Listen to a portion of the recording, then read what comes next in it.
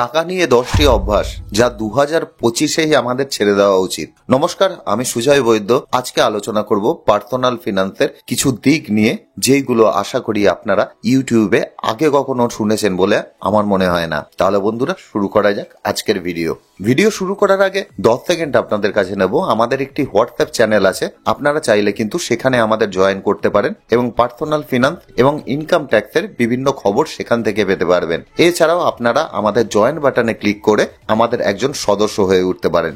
1 নম্বর হলো হিসাবি আর কিপ্টের মধ্যে যে পার্থক্য রয়েছে সেই পার্থক্যটা বোঝা। ম্যাক্সিমাম মানুষ মনে করে যে হিসাবি যে ব্যক্তিরা রয়েছে তারা বোধহয় কিপ্টে হয়। এটা কিন্তু একেবারেই নয়। একটা ছোট্ট গল্প আপনাদেরকে বলি। প্রায় 15-20 বছর আগেকার কথা। আমি সম্ভবত পুরীতে ছিলাম। ওখানে একটি ছেলের সাথে আমার পরিচয় হয়েছিল।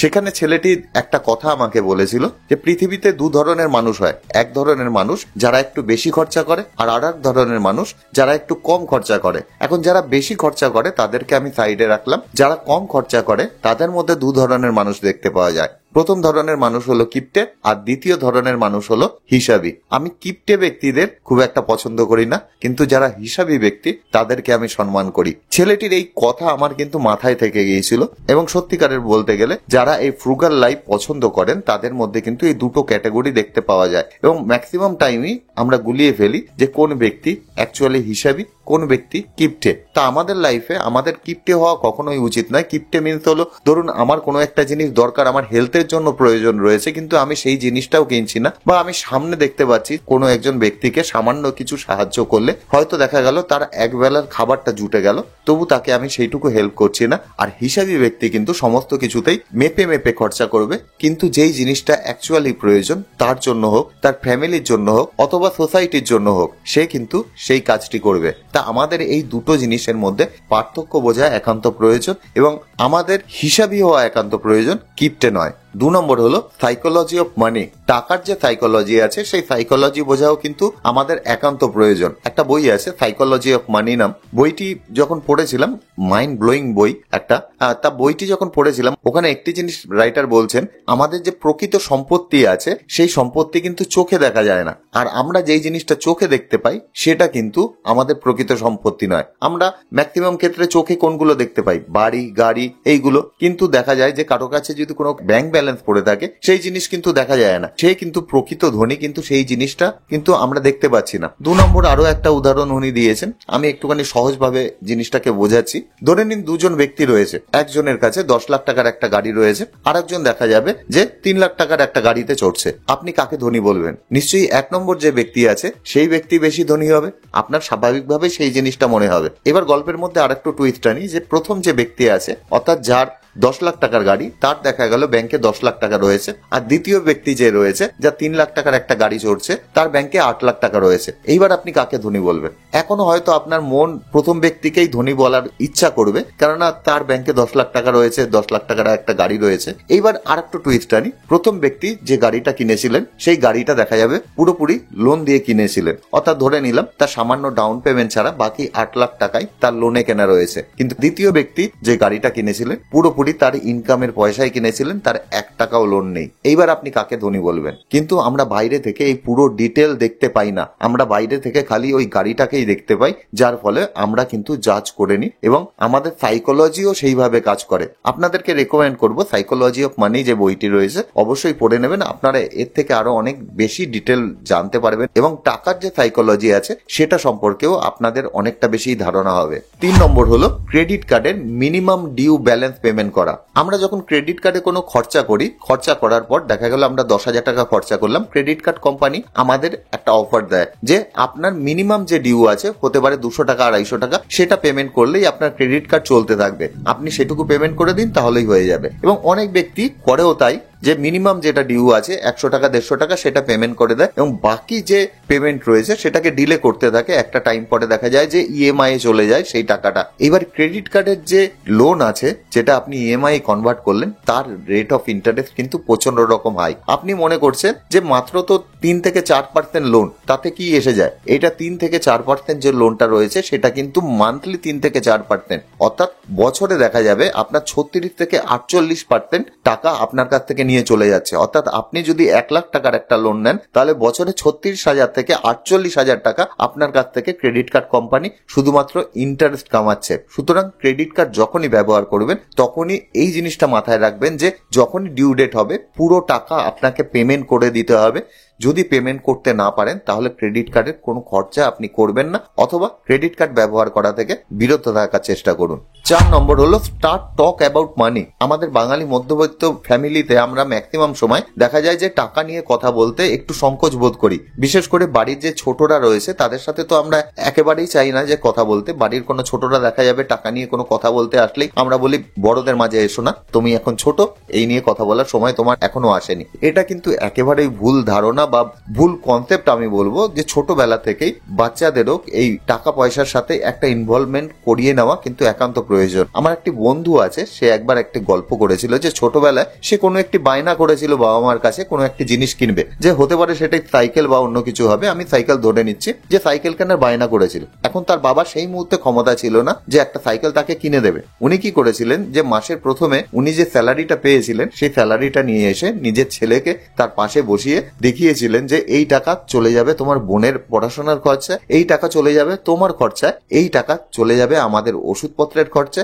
আর এটা ফ্যামিলি এক্সপেন্সেতে চলে যাবে। তারপরে এই টাকা আমার কাছে পড়ে থাকবে, এইবার তুমি বলো যে তোমাকে আমি কিভাবে সাইকেল কিনে দেব। যদি তুমি কোনো যুক্তি আমাকে দিতে পারো তাহলে আমি অবশ্যই তোমাকে সেই সাইকেলটা কিনে দেবো। তা বন্ধু বলেছিল যে সেই দিনের পর থেকে, এত সুন্দরভাবে তার বাবা তাকে বুঝিয়েছিল যে সেদিনের পর থেকে সে আর বড় কোনো কিছুর জন্য অ্যাটলিস্ট বায়না করেনি। তা আমাদেরও কিন্তু আমাদের বাড়ির যে ছোটরা রয়েছে, একেবারে ছোট বাচ্চার কথা আমি বলছি না, একটু ম্যাচুরিটি তো তার হতে হবে, যে ছোটরা রয়েছে তাদের সাথে টাকা নিয়ে অল্প কিছু হলেও কথাবার্তা আমাদের বলা উচিত। তারাও যাতে আমাদের বর্তমান কন্ডিশন কি আছে সেই সম্পর্কে অল্প হলেও ওয়াকিবহাল হয়। তাহলে কিন্তু দেখা যাবে যে ছোটবেলা থেকে তারও একটা মানসিকতা তৈরি হয়ে যাবে, অকারণে বায়না না করা।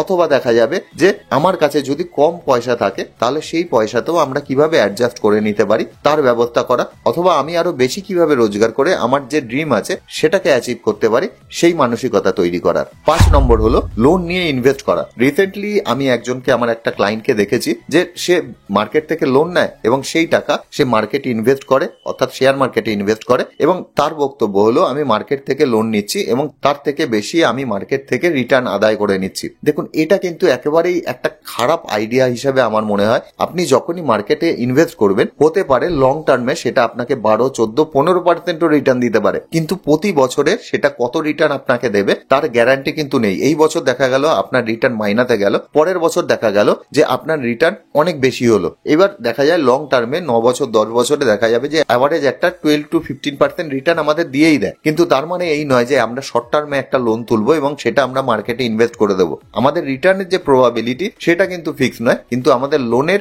ইএমআই যেটা রয়েছে সেটা কিন্তু ফিক্স। সুতরাং আমরা যখনই লোনের ইএমআই পেমেন্ট করতে যাব তখন কিন্তু আমরা যে কোনো মুহূর্তে অসুবিধায় পড়তে পারি, এবং আমাদের লোন যদি আমরা পেমেন্ট না করি সেক্ষেত্রে দেখা যাবে আমাদের সিভিল খারাপ হয়ে যাবে, এবং সিভিল খারাপ হয়ে গেলে ভবিষ্যতে দেখা যাবে যে বিভিন্ন কোম্পানি আমাদেরকে আর লোন দেবে না। সেটা আমাদের ভবিষ্যতের জন্য একান্ত খারাপ হবে। এর জন্য সবসময় আপনি ইনভেস্ট করার জন্য লোন থেকে বিরত থাকুন। 6 নম্বর হলো ইনভেস্টমেন্টের ক্যালকুলেশন করার সময় টাইমকে হিসাবের মধ্যে না ধরা। বহু ব্যক্তি দেখেছি যে ইনভেস্ট করেন এবং ইনভেস্ট করার পর যে টাকাটা উনি রিটার্ন পেলেন সেটাকে দেখা গেল যে পার্সেন্টেজে হিসাব করে দিলেন, কত পার্সেন্ট রিটার্ন উনি পেলেন সেখান থেকে হিসাব করে দিলেন। এটা কিন্তু একেবারেই ভুল ধারণা। তার সাথে সাথে আমাদের যেই জিনিসটা ওর মধ্যে ইনক্লুড করতে হবে সেটা হলো টাইম। অনেক সময় অনেক কোম্পানি আছে যারা আমাদের বিভিন্ন ধরনের অফার দেয় যে আপনি আমাদের কোম্পানিতে ইনভেস্ট করুন, আমরা প্রতি মাসে আপনাকে 10%, 12% অথবা 15%, যেটাই হোক না কেন, আপনাকে ফিক্সড একটা রিটার্ন আপনাদের দিতে থাকবো। এইবার দেখা যাবে যে আপনাকে ফিক্সড যে রিটার্নটা সেই কোম্পানি দেবে সেটা 10 বছর পর থেকে দেবে। তাহলে আপনার কিন্তু প্রথমেই উচিত যে ওই 10 বছরের যে হিসাবটা আছে সেই হিসাবটাও দেখে নেওয়া। অর্থাৎ আমি ধরে নিলাম কোনো একটা টাকা, ধরে নিলাম মার্কেটে ইনভেস্ট করলাম, মার্কেটে যদি আমরা ইনভেস্ট করি এবং 10 বছর ধরে ইনভেস্ট করি, হতে পারে যে সমস্ত কিছু ঠিকঠাক ভাবে চললে আমাদের টাকা 3 থেকে 4 ডবলও হয়ে যেতে পারে। ধরে নিলাম যে আমরা অ্যাভারেজলি 12 to 15% যদি রিটার্ন পাই, 5 বছরেও যদি আমাদের টাকা ডাবল হয়, সেক্ষেত্রে 1 লাখ টাকা রাখলে 5 বছর পরে সেটা 2 লাখ হওয়ার সম্ভাবনা আছে। তারপরে আরো 5 বছরে দেখা যেতে পারে সেটা 4 লাখ টাকা হয়ে গেল। এই ক্ষেত্রে দেখা যাবে যে আমাদের যে কোম্পানি বলেছিল প্রতি মাসে আমাদের 10% হারে দেবে, অর্থাৎ 1 লাখ টাকা 10% 10,000 টাকা দেবে, তাহলে কিন্তু যখন আমরা হিসাব করব তখন এই নয় যে 1 লাখ টাকার এগেনস্টে আমি 10,000 টাকা পাচ্ছি, আমি কিন্তু 4 লাখ টাকার এগেনস্টে আমি 10,000 টাকা পাচ্ছি। সুতরাং আমাদের যে রেট অফ ইন্টারেস্ট আছে সেটা অনেকটাই কমে গেল। এটা কিন্তু সবসময়ের জন্য হিসাবের মধ্যে আনবেন যখনই আপনারা কোনো ধরনের ক্যালকুলেশন করবেন, কত সময় পর থেকে সেই রিটার্নটি পাওয়া শুরু করছেন সেটাও কিন্তু ক্যালকুলেশনের মধ্যে নিয়ে আসার চেষ্টা করবেন। 7 নম্বর হলো অটোমেট ইওর ইনভেস্টমেন্ট। ম্যাক্সিমাম ক্ষেত্রে আমরা মধ্যবিত্তদের ক্ষেত্রে হয় যে আমাদের একটা টাকা আসে এবং সেই টাকার মধ্যে থেকে আমরা সংসার চালাই এবং বাকি টাকা আমরা ইনভেস্ট করি। একেবারে ভুল পদ্ধতি। আমাদের কিন্তু যে টাকা আমাদের কাছে আসছে তার মধ্যে থেকে একটা টাকা 20% হোক 30% হোক আপনি নিজে সেটা ডিসাইড করুন, সেই টাকা অটোমেটিক্যালি অন্য অ্যাকাউন্টে ট্রান্সফার করুন এবং সেই অ্যাকাউন্ট থেকে আপনি সেই টাকাগুলোকে ইনভেস্ট করা শুরু করুন এবং বাকি যে টাকা পড়ে থাকবে সেই টাকা দিয়ে আপনার খরচা আপনি চালানো শুরু করুন। তাহলেই কিন্তু আপনি আপনার ইনভেস্টমেন্ট গ্রো করতে পারবেন অথবা আপনার সেভিংসকে গ্রো করতে পারবেন। যদি এই মেন্টালিটি না রাখেন তাহলে কিন্তু আপনার যে ইনভেস্টমেন্ট করা দেখা যাবে কোনোদিন শুরুই করতে পারবেন না, অথবা যে ইনভেস্টমেন্টটা করবেন সেটা খুবই সামান্য হবে। আর যদি আপনি প্রথম থেকেই আপনার সেভিংসকে আলাদা করে নেন অথবা ইনভেস্টমেন্টকে আলাদা করে নেন তাহলে কিন্তু আপনি মেন্টালিও প্রিপেয়ার থাকবেন যে টাকাটা আপনার কাছে আসছে আপনাকে সেই টাকার মধ্যেই চলতে হবে। সুতরাং আপনার ইনভেস্টমেন্টও ঠিকঠাক ভাবে হবে, এছাড়াও আপনার সংসারও ঠিকঠাক রকম ভাবে চলবে। 8 নম্বর হলো মেক ইউর পেমেন্ট ডিফিকাল্ট। যতটা সম্ভব আপনার যে পেমেন্ট গুলো আছে সেগুলোকে ডিফিকাল্ট করা শুরু করুন। অর্থাৎ আমরা যখনই ইউপিআই ব্যবহার করি তখনই কিন্তু দেখা যায় যে আমরা খুব ইজিলি একটা পেমেন্ট করে দিই। দেখা যাবে যে আমার কোনো একটা জিনিস না কিনলেও হতো, আমার পকেটেও টাকা নেই, কিন্তু দেখা গেল আমার কাছে ইউপিআই আছে, আমি স্ক্যান করলাম এবং দিয়ে দিলাম, যার ফলে আমাদের কিন্তু কোনো ধরনের কোনো কষ্ট হয় না, কেননা ব্যাংকে থেকে একটা সংখ্যা কমে গেল। কিন্তু আমি যদি ক্যাশ ইউজ করি সেক্ষেত্রে মানি ব্যাগ থেকে বের করে সেই টাকা আর একজনকে দেওয়া, এই দেওয়ার মধ্যে কিন্তু একটা ফ্রিকশন কাজ করে। আমরা অনেক সময় দেখা যায় যে মানি ব্যাগে যে টাকাগুলো আছে সেগুলোকে দেখে আমরা দিতে চাই না সামনের ব্যক্তিকে সেই টাকাটা, অর্থাৎ আমরা খরচা করতে চাই না সেই টাকাটা। এক্ষেত্রে কিন্তু অনেক সময় দেখা যায় যে আপনার অপ্রয়োজনীয় যে খরচাগুলো আছে সেই খরচাগুলো বেঁচে যায়। তার মানে এই নয় যে মানি ব্যাগে টাকা রাখলে আপনার কোনো খরচাই হবে না, সংসার খরচা তো আপনাকে করতেই হবে, এছাড়া প্রয়োজনীয় খরচা তো আপনাকে করতেই হবে। কিন্তু দেখা গেল যে অপ্রয়োজনীয় খরচাগুলো আছে সেই খরচাগুলো আপনার বেঁচে গেল এবং দেখা গেল যে ওই জিনিসটার আপনার সেই অর্থে প্রয়োজনও ছিল না, আপনার কাছে জাস্ট ইউপিআই আছে বলে আপনি খরচ করে ফেলছিলেন, সেখান থেকে আপনি বেঁচে যাবেন। এছাড়া আরেকটি কাজ করতে পারেন, আজকের দিনে যেহেতু ইউপিআই ছাড়া চলা প্রায় অসম্ভব হয়ে দাঁড়ায়, আপনি একটা ছোট্ট অঙ্ক টাকা আলাদা কোনো ব্যাংকে ট্রান্সফার করে দিতে পারেন এবং সেই ব্যাংকের সাথে আপনার ইউপিআই কানেক্ট করে রাখতে পারেন এবং আপনি জানেন যে সেই টাকা আপনি ওখানে ট্রান্সফার করেছেন এবং সারা মাস ধরে ওই টাকার মধ্যেই আপনাকে কিন্তু চালাতে হবে আপনার ইউপিআই। সেক্ষেত্রে আপনিও একটুখানি সাবধানে থাকবেন এবং এই ধরনের খরচা থেকে আপনি নিজেও বিরত থাকবেন।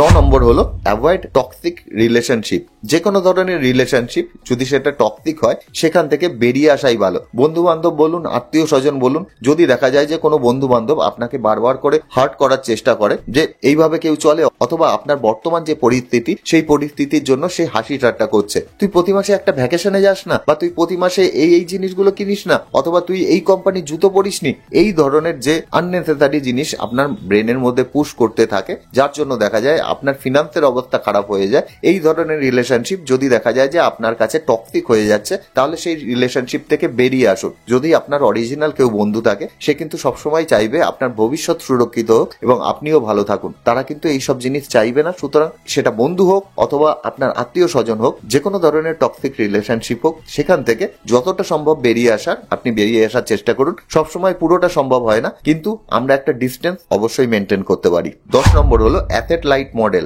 আমাদের ম্যাক্সিমাম মানুষেরই একটা পদ্ধতি অবলম্বন করা উচিত, সেটা হলো অ্যাসেট লাইট পদ্ধতি। অর্থাৎ আমাদের কাছে যত সম্পত্তি কম থাকবে তত কিন্তু ভালো। উদাহরণ হিসাবে বলি যে ধরে নিলাম আমি বছরে একবার ঘুরতে যাই এবং ঘুরতে যাওয়ার জন্য দেখা যায় যে আমার একটা ভালো ক্যামেরার প্রচন্ড রকম শখ আছে এবং সেই ক্যামেরার দাম দেখা যাবে 2 লাখ টাকা। এবার আমি 2 লাখ টাকা দিয়ে একটা ক্যামেরা কিনলাম, 2 বছর পরেই সেই ক্যামেরা দেখা যাবে যে ব্যাকডেটেড হয়ে গেছে, এখন নতুন কোনো ফিচার্স চলে এসেছে, আমার নতুন কোনো ক্যামেরা কেনার ইচ্ছা হচ্ছে, কিন্তু আমার ইচ্ছে আমি ওই ধরনের একটা ক্যামেরা ব্যবহার ব্যবহার করব। সেক্ষেত্রে আমি ওই ক্যামেরাটি না কিনে ওই ক্যামেরাটি কিন্তু ভাড়ায় নিতে পারি, যে আমি এই বছর ভাড়ায় নিলাম, ইউজ করলাম, পরের বছর আবার যখন প্রয়োজন পড়বে তখন আমি আবার ভাড়ায় নেব। এক্ষেত্রে ওই যে ক্যামেরাটি আমার আলমারিতে পড়ে নষ্ট হবে না।